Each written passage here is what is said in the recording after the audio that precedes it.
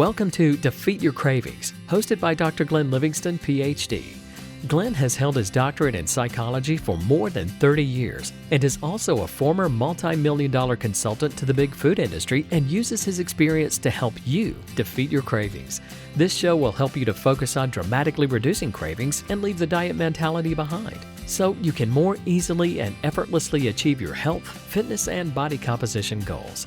Please remember, no doctor-patient relationship is created via this show, and you are responsible for confirming any changes to your diet, health, or psychological routines with an appropriately licensed professional before implementing them.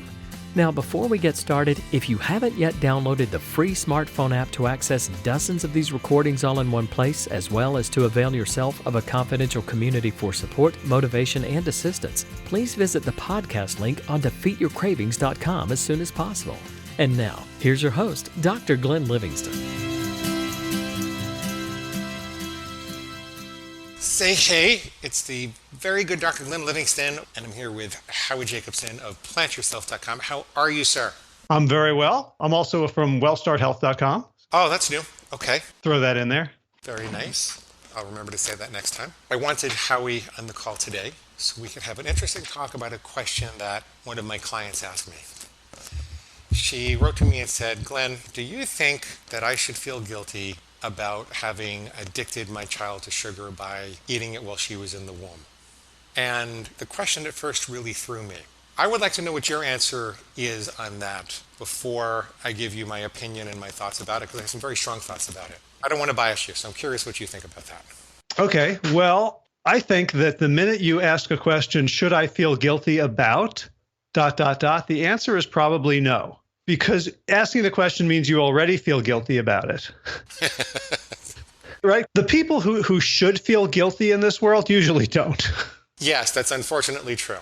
Right? So if you think you should feel guilty, then that means you shouldn't.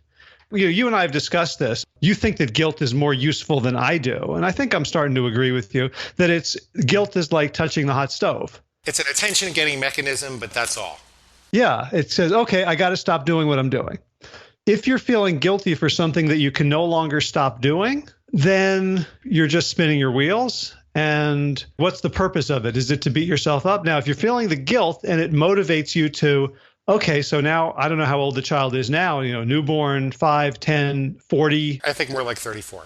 So the child is 34, and I'm assuming from the question that they're not a swimsuit model or that they have some issues. Maybe they're overweight, maybe they're bulimic, but they're not in great health or have a great relationship with food and with sweets in particular. So that's the assumption. The thing is that I think that that's all been corrected, and I think that the child is on a very good path. It's kind of an interesting time for the question to arise.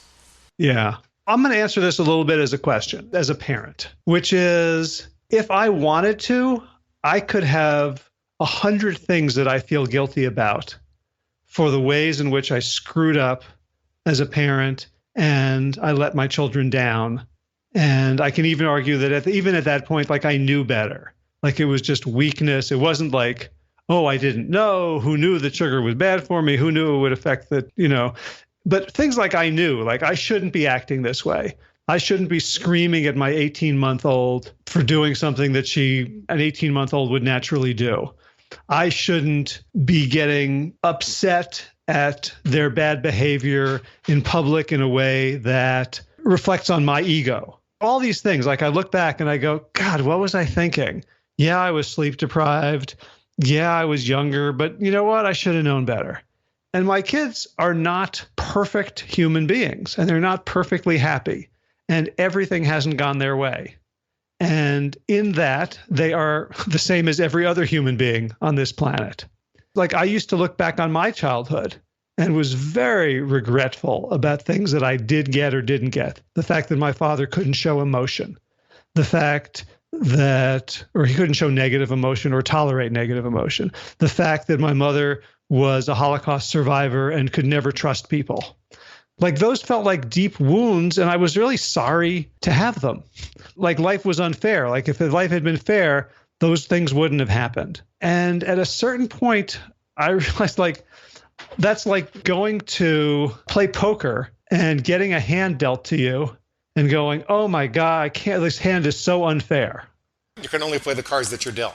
Yeah, it is what it is. And every single one of those things, every single terrible thing that's ever happened to me makes me a more compassionate, wiser, better person. You can build health from adversity in addition to nurturance.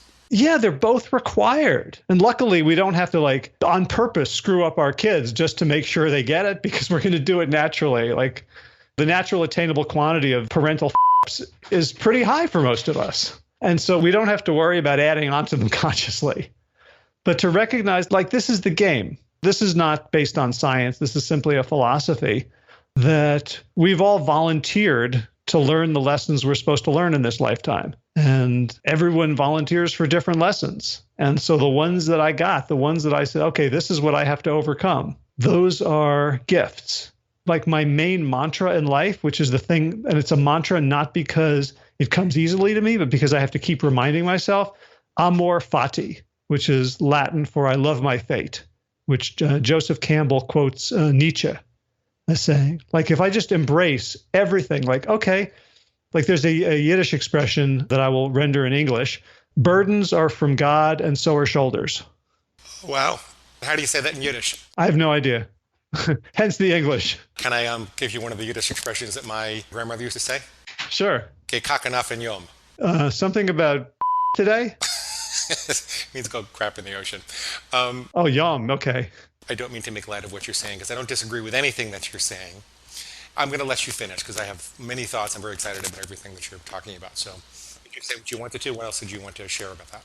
Well, just that if we decide to accept that view that human beings are fallible, that we're all going to make mistakes, and some of those mistakes aren't erasable, right? When you see one of your kids suffering and you can look back and pinpoint your own contribution to that, it's very easy to make yourself suffer.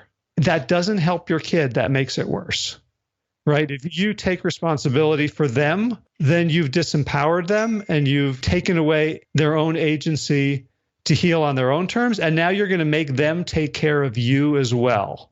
Because now the issue is not their problem. The issue is how bad you feel. I think that's what I got. So I'd love to hear your thoughts. Well, I think that was a fabulous discourse on the necessity of forgiving yourself and moving on for any parental mistake you made, including mistakes you made while your child was in the womb. I want to come back to that. Maybe you could remind me, because there are things we know in psychology that would help people from research over the last 30, 40 years that would help people to forgive themselves more quickly. I think you said most of them, but I could back it up a little bit. What is more important to me is the whole notion that addiction to sugar is this overwhelming, impossible thing to overcome. And you think of the movie Omega Man and how, I think it was Charlton Heston was in a room. I actually read about it, I didn't see the movie, and he was going through detox and he had the shakes and, you know, we just can't beat it. It was like heroin. What I actually see is that when people are willing to go through the first 100 hours, I'm actually talking to a naturopath about some supplements that can help with that and everything like that. But if they get through the first 100 hours, then this ridiculous discomfort that everybody talks about goes away. If they eat enough fruit, it starts to go away. If they keep their fat lower, it starts to go away. And it's not like having this overwhelming monkey on your back the rest of your life. I believe that the notion that sugar is an irresistible craving, an irresistible urge over which you are powerless is something that's been promoted by the 12-step programs. And, you know, it's been enhanced by the engineering of excitotoxins and chemicals and the candy bars and things that we get from industry that do press evolutionary buttons that make you want to forget about your survival needs and just gravitate towards the bags and boxes and containers. But just like in the Matrix, you really can take the right pill and wake up and see what's going on and opt out. You can 100% opt out. And so I don't think it's like this woman was shooting heroin while her child was in the womb. I think it's an addictive substance, yeah, but I don't think it was like shooting heroin. I don't even think heroin is as difficult to beat as the culture makes it out to be. That's part of it. The other part is that if this woman had not introduced sugar to her child, then society would have.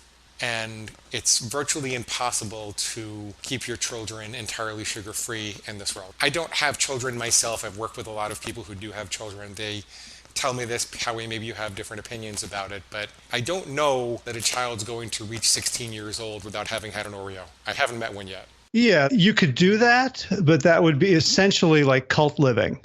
You'd have to raise them in an Amish community. The equivalent. The Amish love sugar. Oh, they do? Yeah. But you'd have to do something where, it would be the equivalent of wearing bonnets. If you included media, if you let them have internet and phones and television and radio, then they would realize what they're missing. And the minute they walked out of your door, what's the springen, like the Amish thing where they go off and they are completely unprepared for the world. Even if you keep them sugar-free for 16 years, they have no skills. So they're extremely vulnerable. Right. That's part of the other point that I was going to make, that in psychology, we now know that if you don't make mistakes with children, then the impetus for them to develop their own identity and character is not there.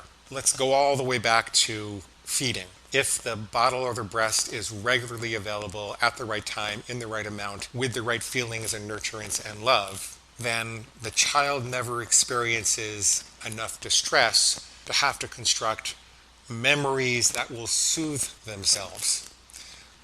Mom is not here with the breast right now, but I remember that she was, and I know that she'll come back again. I know that my lunch will be coming. So we discovered this in psychotherapy, that it was inevitable that there were empathic failures. You strive to be as empathic as you can to the patient so that they can have a corrective emotional experience and feel like they were being heard like they've never been heard before, so they have the courage to think new thoughts and try new behavior patterns and expand into the world as they never could.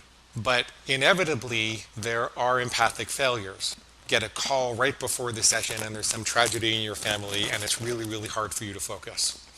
Or you ate something beforehand and your body's at war with food and you're having difficulty thinking about the client. You're just trying to think about how can you get a salad and some water to make yourself feel better.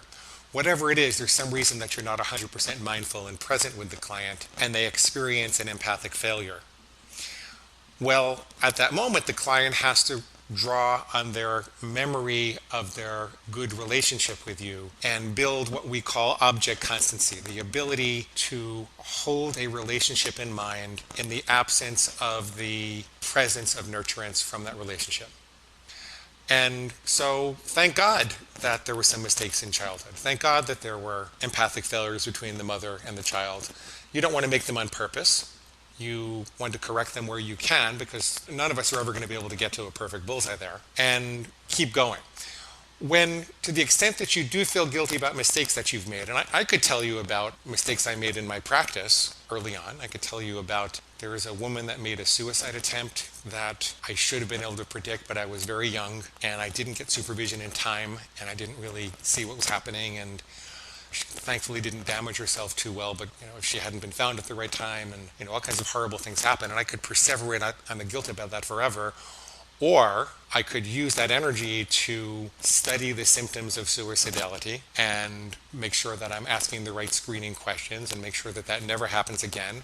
I could go one step further, and I could teach that to other therapists.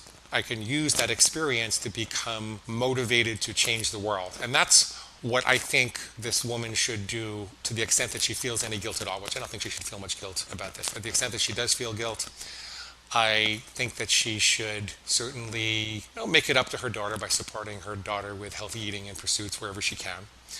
I think that she should maybe do a little writing, maybe talk at her church, maybe publish a little video or an audio about it or something like that. Or whatever she wants to do to spread the word in the community.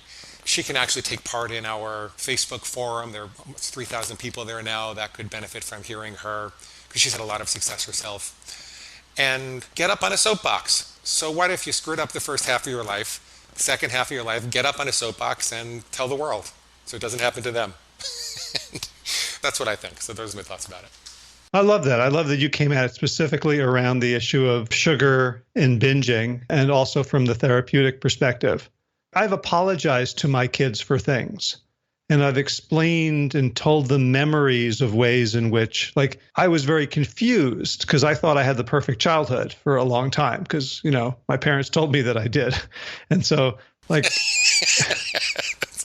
I was very confused, like why I felt the way I felt and about things and was internalizing it. So I think it can be empowering to go back to your kid and say, let me tell you what happened. And to say, you know what, if I could go back and do it differently now, I would, and I apologize. And to model that kind of self-responsibility without letting it spiral into, which is the opposite. So when you talk about like go on a soapbox, like fix yourself, teach others, that's taking responsibility. And if you were to become mired in guilt and just consumed by it and let that energy drive you, then you're actually giving up responsibility because you're not doing what's in your power now. Yes, and that's the thing to feel guilty about. You should feel guilty about letting yourself get mired in guilt. That's the only thing you can feel guilty about. Right on. Okay, well, thank you for another very interesting discussion. I will get this up on the blog shortly. Cool. Thank you. It's always fun. And that brings us to the end of today's broadcast of Defeat Your Cravings, hosted by Dr. Glenn Livingston.